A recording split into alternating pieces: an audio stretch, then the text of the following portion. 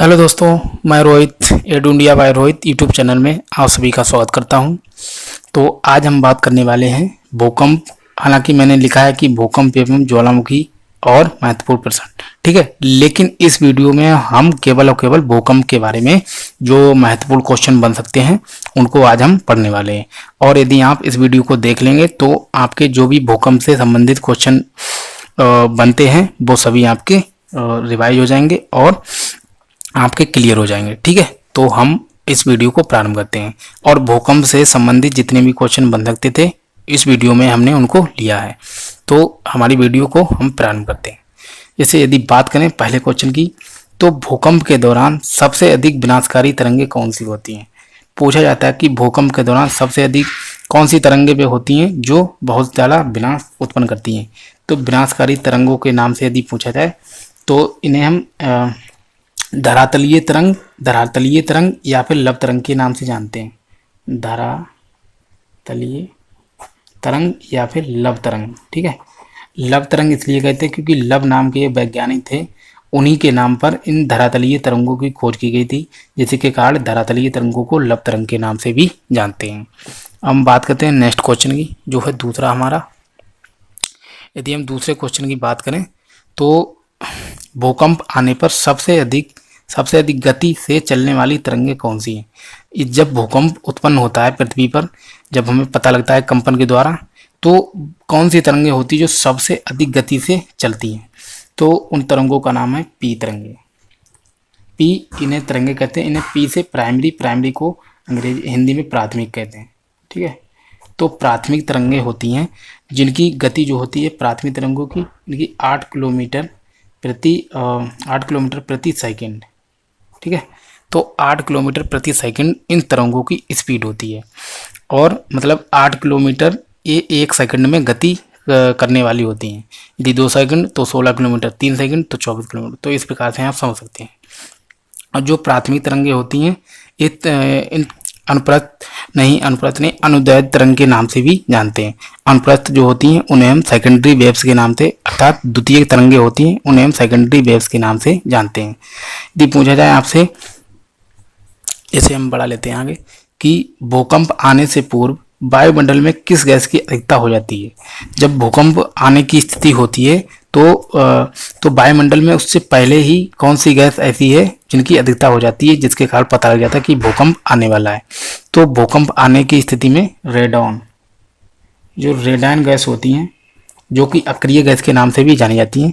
Radon gas की वायुमंडल में अधिकता हो जाती है, जिसके कारण पता चल जाता है कि भूकंप आने वाला है। जब हम नेक्स्ट क्वेश्चन की यदि बात करें, पृथ्वी के जिस स्थान से भूकंप का जन्म होता है, जैसे ये है, ऊपर मैं बता दूंगा आपको, ये है पृथ्वी के जिस आंतरिक भाग से जब कंपन उत्पन्न होता है तो इस स्थान को क्या कहते हैं।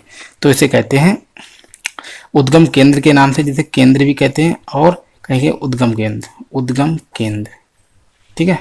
तो उद्गम केंद्र के नाम से भी इसे जानते हैं। उद्गम केंद्र कहते हैं पृथ्वी के जिस स्थान से भूकंप का जन्म होता है। और धरती पर, जैसे ये तो हो गया उद्गम केंद्र, और जब धरती पर ये है हमारी पृथ्वी, ठीक है, पृथ्वी के जब ऊपरी भाग पर पहली बार ये उत्पन्न होता है तो इसे हम किस प्रकार से अनुभव करते हैं तो इसका नाम क्या है, इसे हम कहते हैं अधिकेंद्र, ठीक है।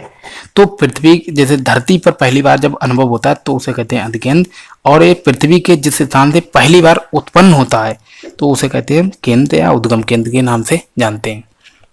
हम बात करते हैं नेक्स्ट की। जैसे यदि नेक्स्ट की बात करें हम, सबसे अधिक भूकंप और ज्वालामुखी कहाँ आते हैं। सबसे अधिक भूकंप एवं ज्वालामुखी जो प्रशांत महासागरीय पेटी है, प्रशांत महासागरीय पेटी, ठीक है, प्रशांत महासागरीय पेटी के नाम से भी इसे जानते हैं, और इसे अग्निवलय क्षेत्र के नाम से भी जानते हैं। अग्निवलय जिसे रिंग ऑफ फायर, ठीक है।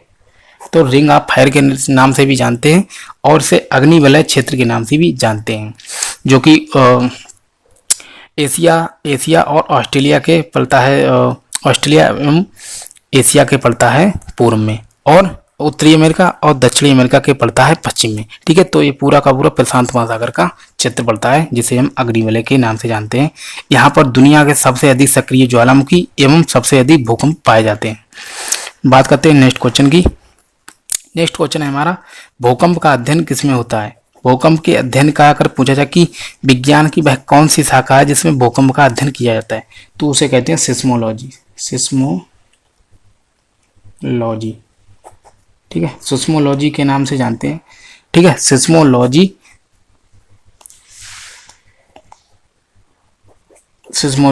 जिसमें भूकंप का अध्ययन किया जाता है, ये एक विज्ञान की शाखा है।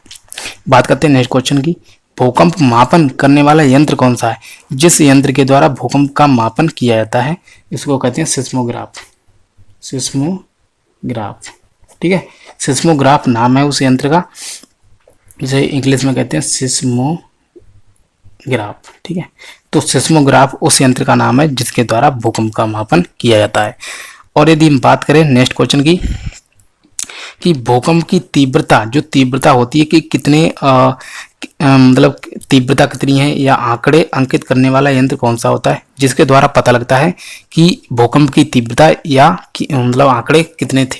ठीक है, तो भूकंप की तीव्रता वाला यंत्र है रिक्टर। रिक्टर यंत्र है जिसको द्वारा पता लगता है कि भूकंप की तीव्रता कितनी थी। और रिक्टर स्केल की यदि बात करें तो इसमें 0 से लेकर 9 तक इसमें अंक होते हैं। जो हालांकि मैंने कल वीडियो डाली थी उसमें शायद मैंने मिस्टेक हो गई थी, 0 से 6 तक मैंने बता दिया था, 6 तक नहीं, 0 से 9 तक होते हैं। और प्रत्येक अंक जो होता है वो अपने अगले अंक में जब पढ़ता है तो उसकी जो स्पीड मतलब पावर होती है वो 10 गुना हो जाती है। ठीक है, तो 10 गुना पावर के साथ वो आगे बढ़ता है। अब हम आगे बढ़ते हैं। जैसे हमारा नेक्स्ट क्वेश्चन है, सुनामी लहरें किसके कारण आती हैं? मतलब सुनामी लहरें जो हैं वो किसके कारण आती हैं, ये पूछा जाता है। तो भूकंप जब उत्पन्न होता है समुद्र के अंदर, जैसे समुद्र है, समुद्र के अंदर जब भूकंप आता है, समुद्र के अंदर जब भूकंप आता है तो समुद्री जो सुनामी लहरें होती हैं वो उत्पन्न हो जाती हैं। और सुनामी लहरें जैसे इनकी जो औसत ऊंचाई मतलब ऊंचाई होती है लगभग 3 से 4 फीट इनकी ऊंचाई होती है। ठीक है, तो औसत अगर सुनामी लहरें आती हैं तो औसतन इसकी 3-4 फीट ऊंचाई रहती है। लेकिन एक क्वेश्चन जो बनता है उसके बारे में हम समझते हैं। जैसे पूछा जाता है कि एक डेट थी 26 दिसंबर 2004। ठीक है, ये डेट बहुत ही इंपॉर्टेंट है। 26 दिसंबर 2004 को इंडोनेशिया का एक द्वीप है, जैसे कि जिसे का नाम है सुमात्रा। ठीक है, तो इंडोनेशिया का द्वीप है सुमात्रा में क्या हुआ था कि एक सुनामी आई थी बहुत ही भयंकर। अब इस सुनामी का रीजन क्या था? इस सुनामी जैसे कि जो मैंने एक वीडियो डाली थी प्लेट के बारे में, जैसे भूकंप से ही संबंधित वीडियो थी, उसमें मैंने बताया था कि प्लेटें जब मतलब ऊपर नीचे खिसकती हैं जिसके कारण भूकंप या ज्वालामुखी उत्पन्न होते हैं। कोई प्लेट दूसरी प्लेट के ऊपर चढ़ जाती है जिसके कारण ज्वालामुखी या पर्वतों का निर्माण होता है। तो वही रीजन था। जो भारतीय प्लेट थी, भारतीय प्लेट, ठीक है, भारतीय प्लेट जो थी वो बर्मा प्लेट, ठीक है, ये देशों की शायद मतलब प्लेटें बनी हुई होती हैं पूरे इन पर पूरे देशों मतलब स्थित होते हैं। तो क्या है कि भारतीय प्लेट जो थी वो बर्मा प्लेट के नीचे जो है खिसक रही थी। ठीक है, तो उसके कारण जो था कि इंडोनेशिया का जो सुमात्रा द्वीप था उसके आसपास इतनी खतरनाक सुनामी आई थी जिसकी ऊंचाई पता कितनी थी? उसकी ऊंचाई थी 33 मीटर। 33 मीटर लगभग इसकी ऊंचाई थी और ये बहुत ही खतरनाक, आज तक की सबसे खतरनाक मतलब सुनामी के नाम से जानी जाती है। और ये इंडोनेशिया के सुमात्रा द्वीप के आसपास आई थी। डेट थी 26 दिसंबर 2004 और इसकी ऊंचाई 33 मीटर थी और ये बहुत ही खतरनाक थी। और इसने लगभग इंडोनेशिया, भारत, म्यांमार सहित श्रीलंका लगभग सहित 10 देशों को इसने प्रभावित किया था। तो ये बहुत ही खतरनाक सुनामी के नाम से जानी जाती है। अब हम बात करते हैं नेक्स्ट क्वेश्चन की। जैसे मैंने लिखा है कि रिक्टर स्केल पर कुल कितने अंक होते हैं? तो मैंने हालांकि मैं बता चुका हूँ, लेकिन 0 से लेकर 9 तक होते हैं। तो यदि टोटल की बात की जाए, टोटल तो टोटल हो जाते हैं 10, क्योंकि 0 भी जुड़ जाता है और 9 भी, तो टोटल अंक कितने 10 हुए। लेकिन अगर वैसे पूछा जाए कि कहाँ से लेकर कहाँ तक होते हैं, तो 0 से लेकर 9 तक अंक होते हैं इसमें, और प्रत्येक अंक अपने पिछले अंक से 10 गुनी ताकत रखता है, मतलब पावर रखता है। भूकंप के दौरान कौन सी तरंगें निकलती हैं? 3 प्रकार की तरंगें निकलती हैं, जैसे पी, एस और एल। पी मतलब प्राइमरी वेव्स जिन्हें प्राइमरी वेव्स कहते हैं, और 8 किलोमीटर प्रति सेकंड की स्पीड से बढ़ती हैं। यह तरंगें जो होती हैं बहुत ही पावरफुल होती हैं, और क्या होता है कि यह अनुदैर्ध्य तरंगें होती हैं, अनुदैर्ध्य। और जो एस हैं इसे सेकेंडरी वेव्स के नाम से भी जानते हैं। ये अनुप्रस्थ तरंगें होती हैं, ये केवल ठोस में गति करती हैं। और जो लव तरंगें होती हैं ये बहुत ही विनाशकारी तरंगों के नाम से जानी जाती हैं, इन्हें हम धरातलीय तरंग के नाम से जानते हैं। लेकिन जो लव नाम के वैज्ञानिक थे उन्होंने इस तरंग की खोज की थी, जिसके कारण इसे लव तरंग के नाम से भी जाना जाता है। हालांकि इसका नाम है धरातलीय तरंग। और इनकी जो स्पीड होती है लव तरंगों की, इनकी लगभग 1.5 किलोमीटर प्रति सेकंड स्पिन की स्पीड होती है। लगभग 1.5 से लेकर 3 किलोमीटर तक इसकी स्पीड को हम दे देते हैं। और जो सेकेंडरी वेव्स होती हैं उनको हम 4 किलोमीटर प्रति सेकंड। ठीक है, तो अब हम बढ़ते हैं अपने नेक्स्ट क्वेश्चन की तरफ। जैसे यदि नेक्स्ट क्वेश्चन की बात करें तो रिक्टर स्केल में प्रत्येक अंक पिछले अंक से कितने गुना अधिक तीव्रता रखता है? हालांकि मैं आपको ये क्वेश्चन बता चुका हूँ पहले ही, तो 10 गुना। ठीक है, पिछले अंक से, जैसे 0 है, फिर 1 है, फिर 2 है, ये जब आगे बढ़ता है तो ये 10 गुना पावर बढ़ जाती है इसकी। और जब ये आगे बढ़ता है 1 से 2 पे तो इसकी 10 गुना पावर, मतलब पिछले अंक से इसकी पावर जो होती है 10 गुना बढ़ जाती है। और एक बात कही जाती है कि जो 10 गुना जब स्पीड बढ़ती है, और दूसरी बात, जैसे मैं आपको नीचे बता देता हूँ, जैसे ये 0, फिर 1, 2, 3, 4, 5, 6, 7, 8, 9, इस प्रकार से 9 अंक इस पे दिए गए। ठीक, अब इसमें क्या है कि जो 6 तक अंक माना जाता है कि 6 तक, और 6 से मतलब पहले तक। ठीक है, 6 से पहले तक क्या होता है कि विनाशकारी जो सुनामी के नाम से नहीं जानते। जब सुनामी आती है, जैसे भूकंप जब आता है, ठीक है, तो समुद्री एरिया में आता है तो आती है सुनामी। अब जब इस धरातलीय भाग में आता है जैसे, तो क्या होता है कि यदि इसकी स्पीड 6 से कम है, ठीक है, तो विनाशकारी नहीं होता है, विनाशकारी, ठीक है, विनाशकारी नहीं होता है। यदि इसकी स्पीड मतलब इसकी जो रिक्टर स्केल पे जब मापा जाता है तो इसकी पावर 6 से कम अगर नापी जाती है आंकड़े, तो ये विनाशकारी नहीं होता है। और यदि 6 पर एवं 6 से अधिक है तो ये बहुत ही विनाशकारी होता है। लेकिन आपको मैं बता दूं कि जो मैंने अभी बताया था क्वेश्चन, 26 दिसंबर 2004 को जो सुनामी आई थी इंडोनेशिया के सुमात्रा द्वीप के पास, तो इसकी जो पावर थी वो 9 थी, 8 से 9 के बीच थी। तो आप समझ सकते हैं कि 8, 9, जो 9 आता है तो ये बहुत ही विनाशकारी होती है। और मतलब जो इसके आसपास के दोस्त होते हैं बहुत ही अधिक प्रभावित होते हैं, बहुत ही अधिक उनको नुकसान होता है। ठीक है, तो उसकी स्पीड थी 8 से 9, मतलब रिक्टर स्केल पर जब मापा गया था तो पता लगा इस बात का। अब हम बात करते हैं अपने नेक्स्ट क्वेश्चन की। जैसे नेक्स्ट क्वेश्चन है हमारा कि सामान्य भूकंप की स्थिति धरातल से कितनी गहरी होती है? मतलब जब भूकंप आता है, जैसे ये हो गई पृथ्वी के अंदर से जब भूकंप पहली बार उत्पन्न होता है, ये तो हो गया उद्गम केंद्र। ठीक है, अब ये जब यहाँ से जब बढ़ता है, जब धरातल पर आता है, तो पूछा था कि धरातल से इसकी गहराई कितनी थी।